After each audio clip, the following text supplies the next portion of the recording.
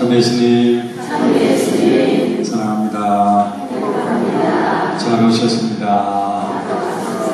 잘 될 겁니다. 주님께서 축복하실 겁니다. 네, 6월 예수 성심성월입니다.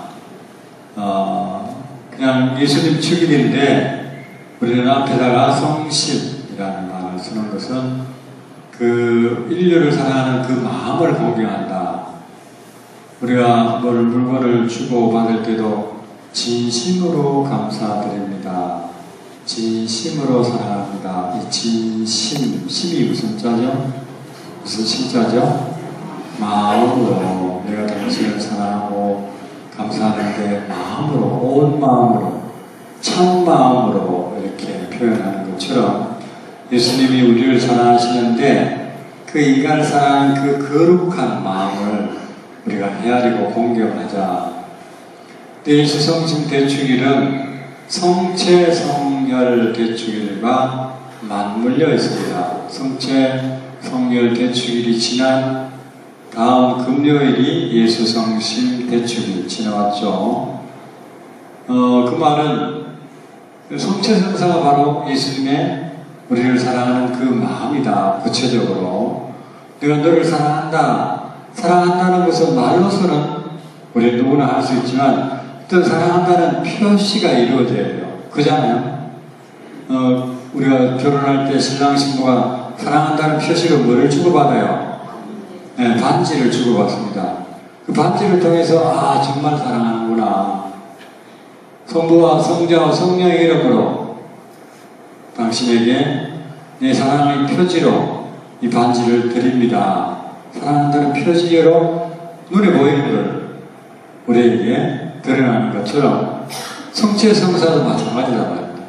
그냥 사랑한다는 것이 아니라 구체적으로 당신의 몸과 피를 우리에게 다 주신다. 그걸 보면 우리는 어떻게 느끼게 되느냐.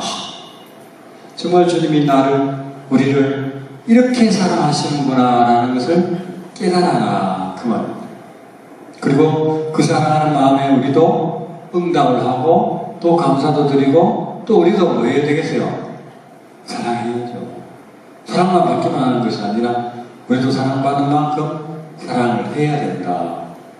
그것이 이제 우리가 예수 성심 성월인 6월, 물론 6월 한 달만이 아니겠지만 특별히 이제 5월이 성모 성심이라면 6월이 바로 또 예수 성심에 바로 우리가 이렇게 보내게 된다. 그래서 오늘도 우리가 성체를 모실 때 예수님이 나를 이토록 사랑하는구나 라는 것을 우리가 깨달아야 되겠죠? 그죠? 진짜 예수님 우리를 사랑하시잖아요. 그죠? 근데 성체를 모실 때 우리는 흔히 예수님의 몸이다. 그래서 이제 몸을 모셨다 하는데 그 몸 안에는 또 뭐가 들어있겠어요? 마음이 있다고 합니다. 몸과 마음이라고 합니다. 그리고 성체는 사물로 보는 어떤 몸뚱아리, 그건 아니다. 우리 몸 안에는 마음이, 영혼이, 정신이 그 안에 포함되어 있는 것처럼 성체 안에도 예수님의 마음, 예수님의 정신, 예수님의 영혼, 그 모든 영혼과 신성, 인성 다 들어야 한다. 성체 안에. 그러니까 이 성체가 얼마나 놀랍고 엄청난가를 우리는 알아들어야 된다. 알아들으면 안지 모르겠다. 자, 오늘 일독서 복음 공통 주제가 과부입니다. 과부의 외아들. 일독서도 엘리야 예언자가 바알 예언자들과 450명이나 되는 바알 예언자들과 갈멜산에서 대결을 해서 그래서 이제 마지막 한 명밖에 안 남은 그 엘리야와 그쪽에 그렇게 450명 되는 그 예언자들과 제단을 쌓아놓고 불을 붙이나 했는데 아무도 못했지만 이제 엘리야는 기도를 통해서 제단에 물을 뿌리고도 불을 붙여서 이제 당신이 진짜 참 예언자라는 것을 그리고 하나님이 참 하나님이라는 것을 드러내 보이고 그 예언자들을 모조리 다 죽여버려요. 그러니까 아합 왕의 부인 이제벨 왕비가 화를 내. 그래서 내가 엘리야를 죽여버리겠다 해서 엘리야가 겁을 먹고 하나님의 산 호렙으로 40주야를 걸어가서 거기 가. 피가 오고 그리고 이제 또 다른 마을에 갔는데 그 마을이 사렙다 마을에 사는 한 과부를 만나게 됩니다. 그러면서 꼭 먹을 거 있으면 저한테 좀 주고 주시면 좋겠습니다. 제가 가진 거라면 오늘 마지막 양식 밀가루 기름 한 방울 받고 보냅니다. 그러더라도 먼저 나한테 좀 주고 가지고 가십시오. 그러면 하나님께서 밀가루와 기름은 떨어지지 않게끔, 비가 올 때까지 떨어지지 않게끔 해줄 거다. 그랬더니 정말 밀가루와 기름이 떨어지지 않았다. 그래서 그 과부의 집에 이제 엘리야가 함께 지내게 되는데 오늘 독서가 이제 나옵니다. 17장 17절 이하에 집주인의 여자 과부입니다. 아들이 병들게 되었는데 그 아들이 죽은 거예요. 아들만 바라보고, 그죠? 과부이니까 남편이 이미 죽었을 거고. 그래서 그때 이제 엘리야에게 와서 호소를 합니다. 제 아들 좀 살려달라고. 그래서 이제 엘리야는 그 아들을 안고 자기가 머무른 옥상방에 가서 주저의 하나님, 당신께서 제가 머물고 있는 이 집 과부에게까지 재앙을 내리시어 그 아들을 죽이셨습니까? 조금은 불평스러운 그런 표현을 합니다. 그리고 나서 주저의 하나님, 당신께서 주저의 하나님, 이 아이 안으로 목숨이 돌아오게 해 주십시오. 그렇게 청하자 하나님께서 엘리야의 목소리를 들으시고 그 아이를 살려주었다. 엘리야 예언자, 구약의 예언자 중에 가장 큰 대예언자인데 하나님은 그 예언자의 호소, 기도를 들어주셨고 그 아들을 다시 살려주셨다. 근데 오늘 복음에서는 어떻죠? 예수님께서 나인이라는 곳으로 가시는데 제자들과 많은 군중도 함께 가고 있어요.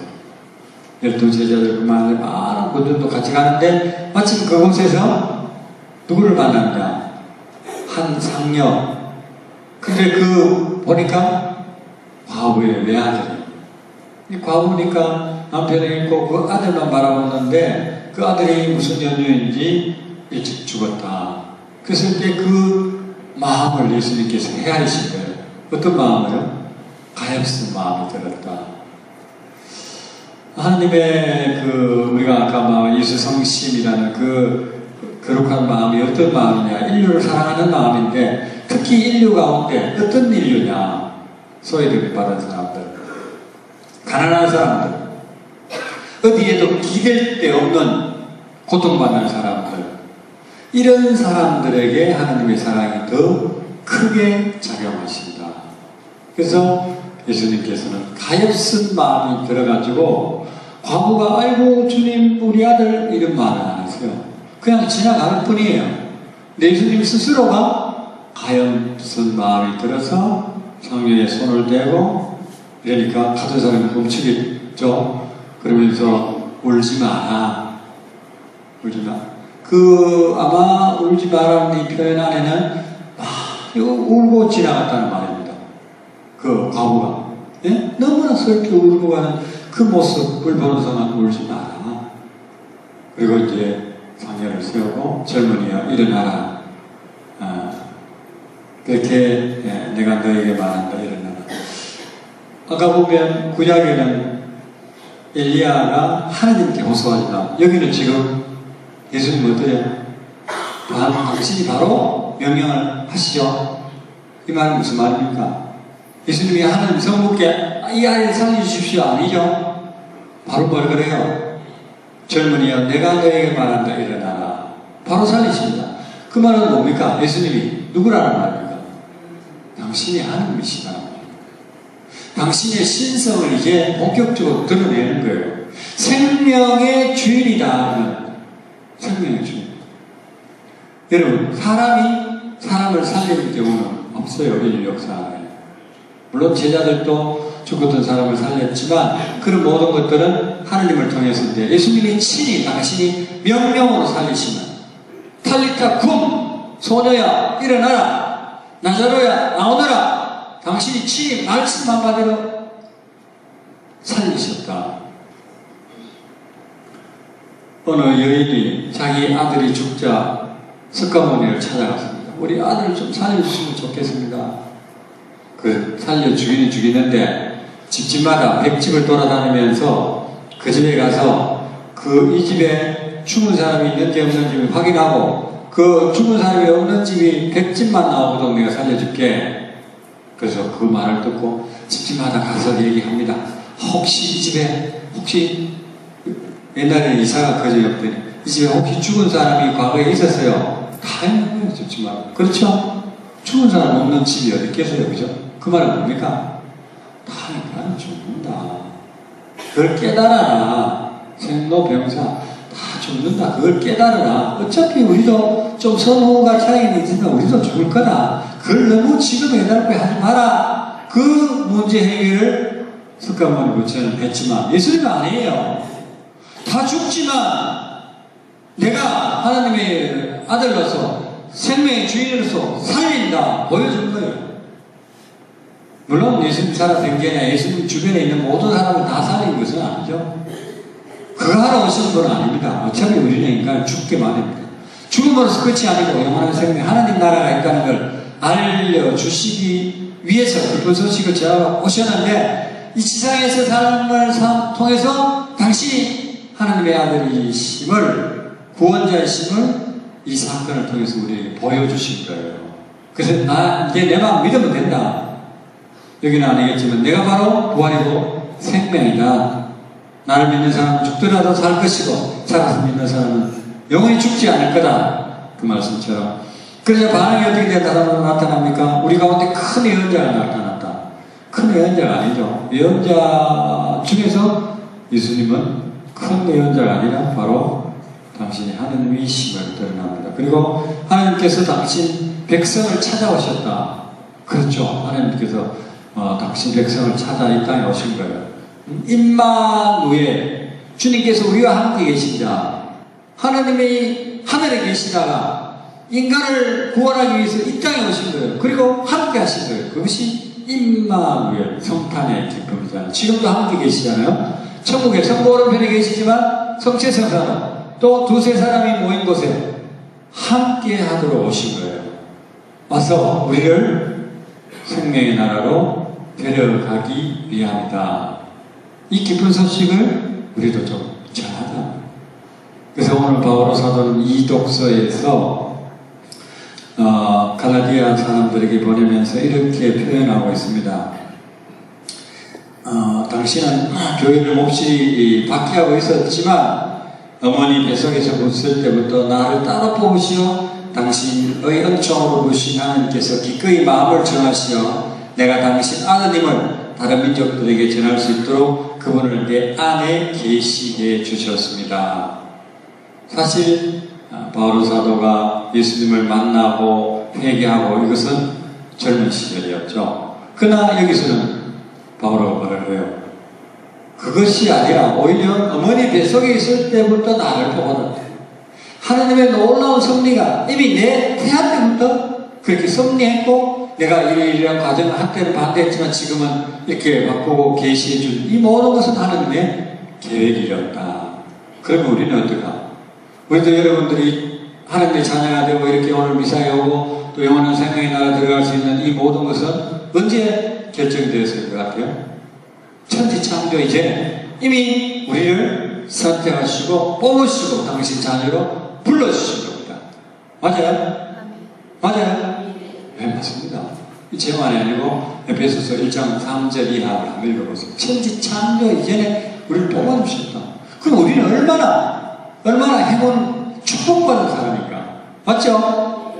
진짜 그래요. 그걸 우리가 좀 오늘 이 복음을 통해서 좀 깨달으면 좋겠어. 그래서 나 이 보통 사람 아니야. 알지?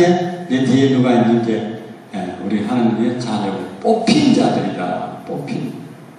그리고 이 지상에서 당신 축복을 주시고 또 영원한 생명으로 우리를 데려가실 거다. 그런 믿음으로 또 우리가 살면 좋겠고 특별히 6월에서 성심성월 예수님의 그 사랑의 마음을 우리가 좀 본받으면 좋겠어요. 오늘도 성취를 모실 때 성취를 바라보면서 주님 너무나 감사드립니다. 주님 저도 당신을 사랑합니다. 네, 그 사랑의 마음이 변하지 않으면 좋겠습니다. 좀 기도하시면 좋겠습니다. 아멘. 모두 일어서십시오.